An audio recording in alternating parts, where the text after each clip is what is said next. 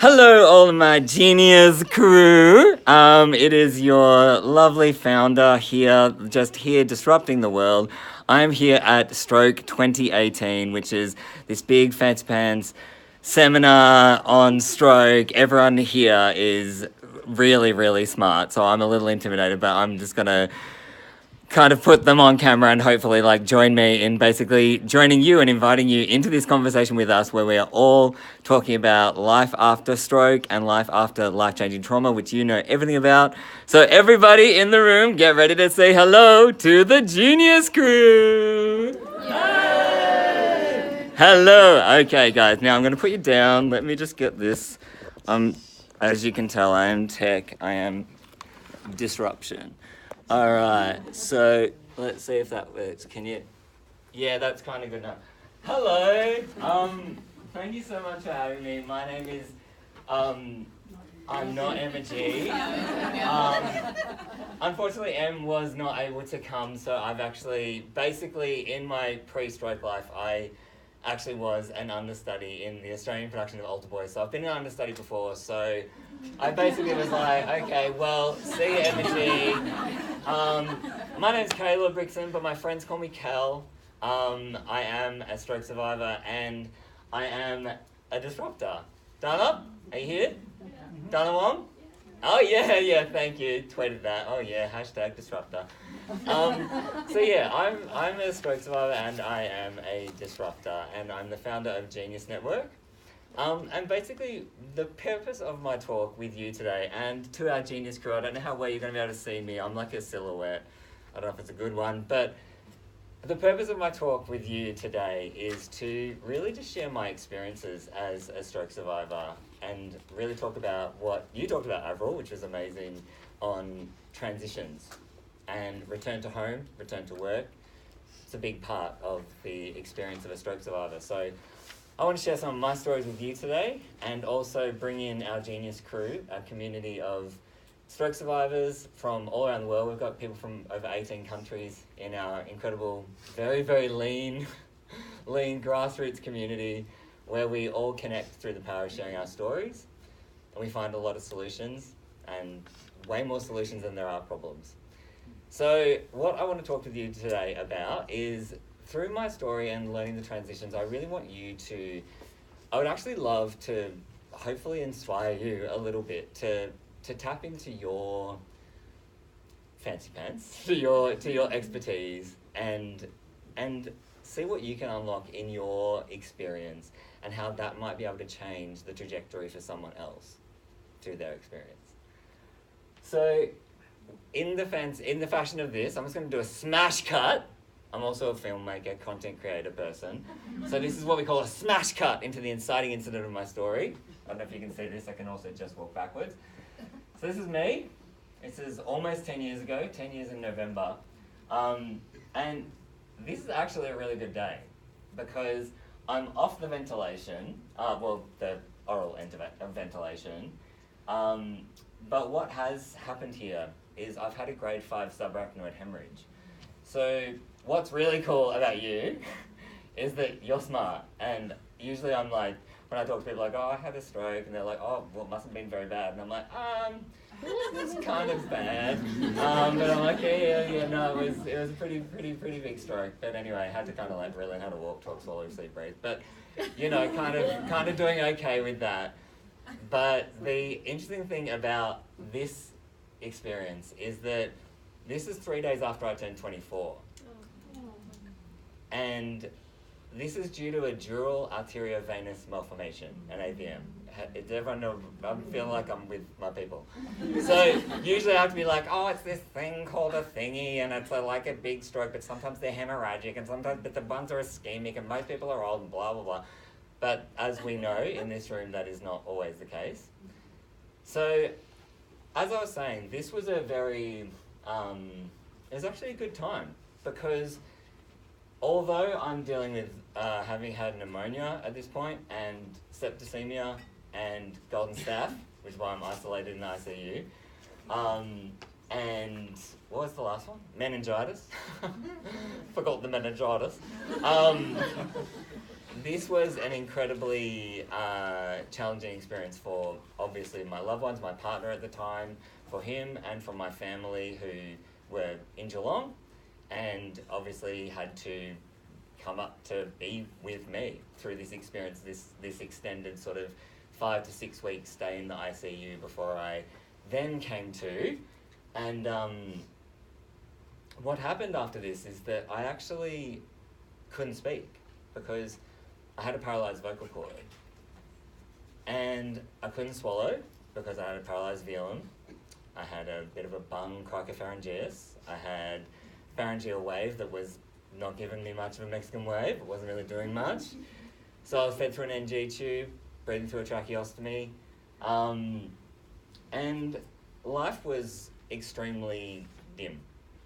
I think you can probably relate to a time in your life that you feel like, what the hell? What? I did not see this one coming. And I literally couldn't see, so, we go from there.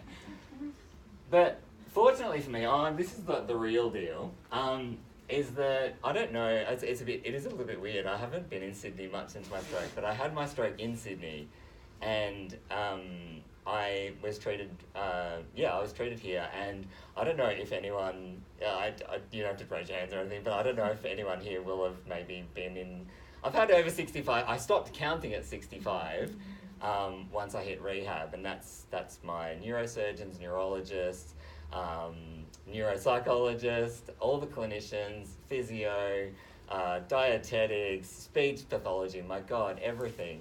OT, oh my God, where are my OTs? Oh, okay, yeah, cool. You do the Mexican wave. So basically, the thing is about this experience and talking about return to home is that this dude, this guy here doing the Buble kind of thing, he's got massive dreams, right? He's just graduated from Whopper, this place. It's not the burger. It's in Western Australia. It's this other fancy pants school, this singing, dancing, acting school. He just graduated from that, and he's just been cast in the Australian production of Chicago. And life is happening. It's ready to go. But very, very quickly, in what felt like the blink of an eye, but was really probably a bit over a month in the ICU, fully sedated, I went from being this dude who was a professional singer, actor, and dancer to a different dude who was needing to relearn how to walk and how to talk and how to swallow.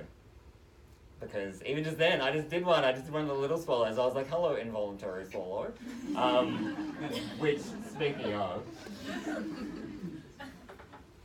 so the speeches in the room, how are the speeches in the room?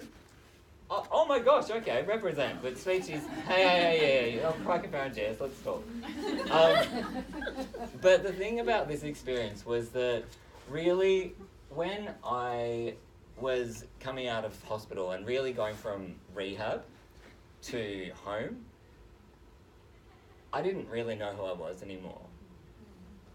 And I remember I had these amazing experiences actually in my rehab, where I got to work with my neuropsych, with my clinical psych, my poor bloody clinical psych, but I got to work with my clinical psych, so much physiotherapy, learning how to walk, how to weight bear, how to sit up, get out of the, what's the thingy physios that you hear? You know, when you strap me up and... Johnny Billy. Thank you, yeah, the thing, all I know is I look like the bloody Terminator. But I had to do all of that again, but in a very, very conscious mind. You know, I couldn't functionally do it, but I knew. And because I knew who I was so disempowered. So incredibly disempowered. And so to be in that space with you is like one of the most compelling relationships that I think anyone can have. And sorry if you don't feel this way, but I feel this way. I'm like, I love you because you're my people. The same as Sue, you're my people, you know? We're all in this thing, this life together. And we all bleed red, you know? So this guy is going to go to rehab, and I had massive dreams, right? I actually wanted to get, Chicago started in Brisbane, and I wanted to be back on stage by the Melbourne season, which was about 2.5 months. And I was like, I'm pretty sure I can do it. Fully miming, like, I can do it. And they're like, this is going to be a challenge. I'm ready to bloody do the kick line with Caroline O'Connor, and I can't even kick my foot. So there was a lot that I had to understand, and I needed a lot of time to sit with that and understand it. But the most empowering thing that I got from you guys was that it was left to me. You know, this guy going through rehab, I remember when my OT, when she unlocked the prison I was in, when she gave me the opportunity to realise that I could call myself a stroke survivor, not a stroke victim. You know, that was like, I actually, saying victim, I'm like, oh God, I hate that word, but I feel like a bit of a fashion victim today because I'm like double deniming and I didn't even realise. But anyway, we'll move past the that stage of life and just keep on trucking on. But, you know, my speechy, I remember when I wheeled into my speechy and I said to her, Nicole, I said to her, this is at rehab, do you think that I will ever speak like or sing again? Do you think that I might get my peg tube out? And she looked at me, and I'm like, keep it calm, Cal, don't cry. It's still there. She looked at me and she said, I don't know, but I hope so. I got a lot of hope. Because without hope, I've got nothing. We can never underestimate giving someone hope. Even my what's he called? Fancy clinician, consultant. My consultant. Sorry, all the consultants are like, screw you. But anyway, I just forget the words. I didn't have aphasia, but soz.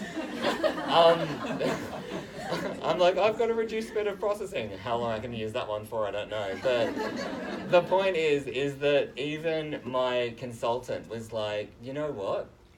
On my discharge, was just like, just go. Just do what you can.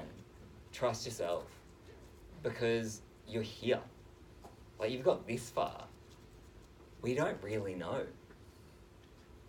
And so this intense hope I had, I was like, I'm flying high. I was just like so happy. I was just like strutting on home. Well, you know, with the underarm thingy, going home. And we were fortunate in my house to move from rehab to home was awesome for me because my brother, someone else in my family actually has arthritis. So we actually had all the rails, we had all the shit already. So they're like, fucking great. Sorry, I swear a lot, I'm really sorry. Keeping it real, genius, you can hear me. And they know and they deal with this. But the point of that is that I went through all these experiences of trying to rebuild my life from that point and figure out where do I sit now. And the harsh reality that everyone else's lives continue on, but you got to just start yours again, is like, oh, it's starting a car without any petrol in it, you know? How do I go forward? I know that I've got to go that way, but how? And so the reality, sinking into that crazy reality of feeling completely disconnected. I mean, does everyone here, have you felt lonely? Everyone's felt lonely? Yep. So we all know, right? We all know that we feel loneliness. It's this temporary state of like disconnection, where we feel, you know, distant from people, but it's temporary. But isolation is completely different. You know, isolation is this feeling. It's feeling completely voiceless. It's feeling hopeless. And it's feeling completely separate from who you were and who you're going to be, the Buble boy. You know, and that is terrifying. And so that harsh reality and realization led me to really want to sort of meet my peeps, I guess. I'm just going to go there. It led me to a place of going, I need to meet my people. I need to find my people, and I need to talk. But there was no place that felt safe, and it felt like it was actually us. You know, I remember when I first went through Emoji, that bloody Emoji at the start, who I've just kicked down as soon as I can. I'm like, I'm going to Stroke 2018. When I remember I went to the Young Victorian Stroke Survivor group, first ever Stroke Survivor group, right? And we're sitting at Time Out Cafe in Melbourne in Fed Square. I don't know, has anyone been to Time Out Cafe in Melbourne? Fed Square? Okay, tough crowd. But anyway, we know where I'm kind of going with this. And it's this very sort of, it's a very great, accessible place, but right in the centre of Melbourne.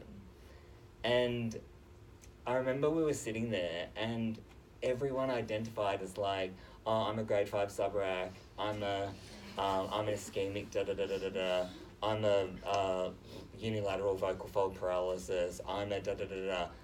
And it was just like, why are we these symptoms? Where's the story? You know, where is our humanity?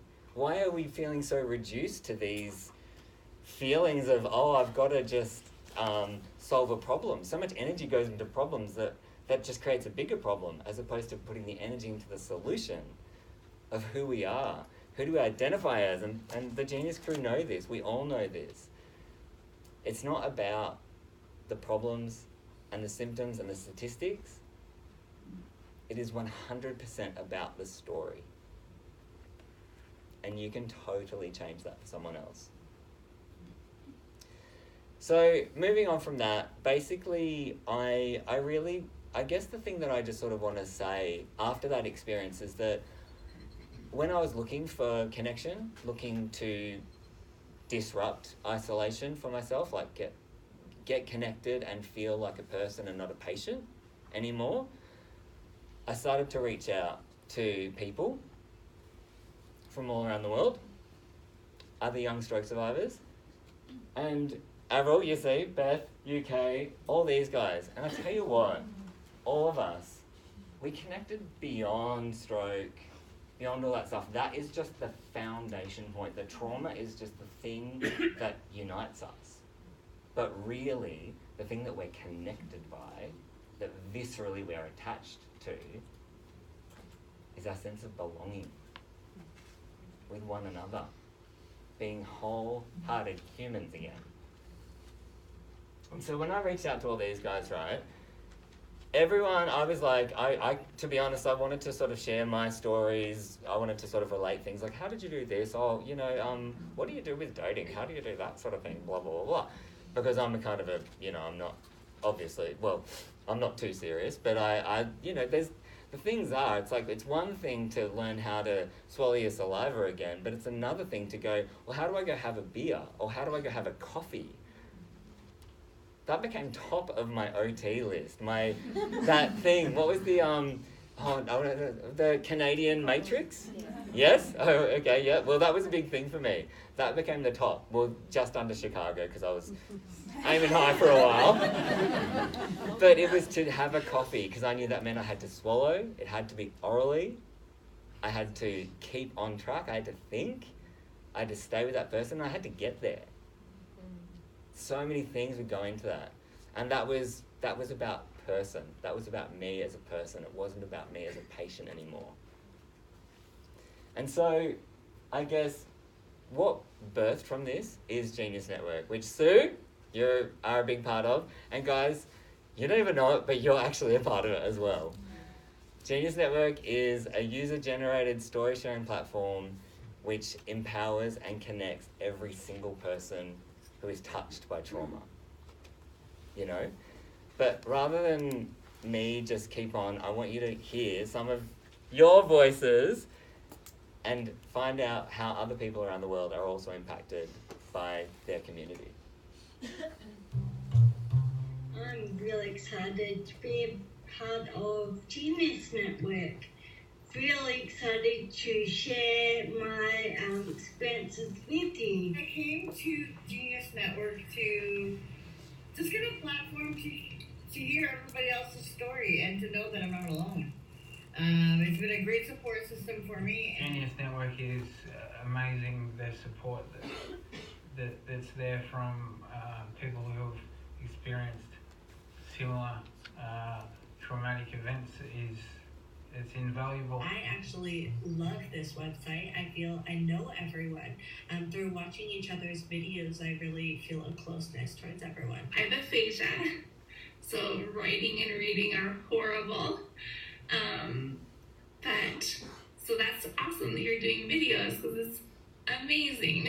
The experience one person has in Australia with this kind of accident is the same for someone in another place in the world. Just a matter of connecting and knowing you're not alone. That's pretty much sums it up pretty damn nicely. After learning how to walk, talk, and find my words again, I was honored, so honored to be tapped by Caleb to join Genius Network as regional rep. It's amazing to me to see how many people have come together to try to assist and help in creating a global community for survivors and their caregivers. It's completely needed and imperative for our recovery and our survival. I'm so honored to be a part of this, and thank you for allowing me to help. Now, I guess there's, we're sort of wrapping up now, and if there's one thing that, well, there's kind of two things, but if there's something that I want you to do, it is to tap into your own inner genius. Think about community, think about that person, don't think about the patient. Get to their story beyond the symptoms and the statistics. I totally believe that you have the power to change the trajectory of someone's experience. This is a community where I know everyone sort of had a little chuckle with the eye patch thing, and obviously the thing is that this eye patch, other than the fact that it's really cool, is not only to signify the change in eyesight that we all know that stroke impacts, right? We all know that our vision, our eyesight can change. But what this eye patch represents is much more than that. This is about our collective vision, our one single vision of connecting through the power of sharing stories. And you can have the power to unlock someone else's story and empower them to continue on. Because it's not just about us survivors. This is the time where it becomes actually about it's Avril, it's Tash, it's lots of look. I actually cannot believe how many people have just joined the party, because we throw patch parties all the time on Genius. But thank you so much, Avril. I hope it now makes sense. It's single vision. I literally harassed Avril yesterday. I was like, "Can I take a photo of you? I'm going to put you in a thing." I'll explain it tomorrow. I know we're not from the same place, but we'll figure it out. Because we've connected on a human level. We've cut the crap of all the stuff that's the problem, and we're getting to the solutions. And this is the solution. Our shared vision, our one single vision of empowering each other to share stories. Get into that person and empower them. So, hang on, let's see. Oh, there we go. So I guess the last thing I want you to think about right now is, and I do want you to think about this exactly right now.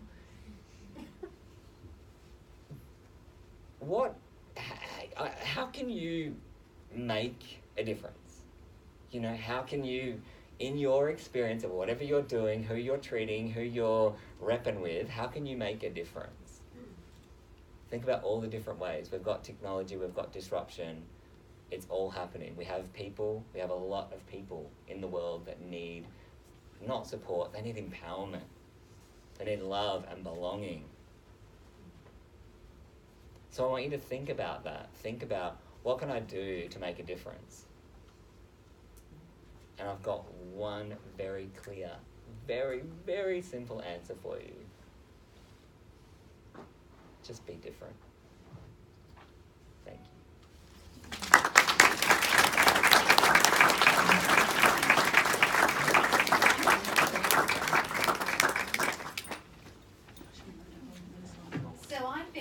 understudy just stole the show. Isn't that, well, that's the old Hollywood thing. I think that's a really good precedent in musicals, etc. But I think you just stole the show. So thank you so much. I think that was really moving and really inspirational. Can we give them another clap?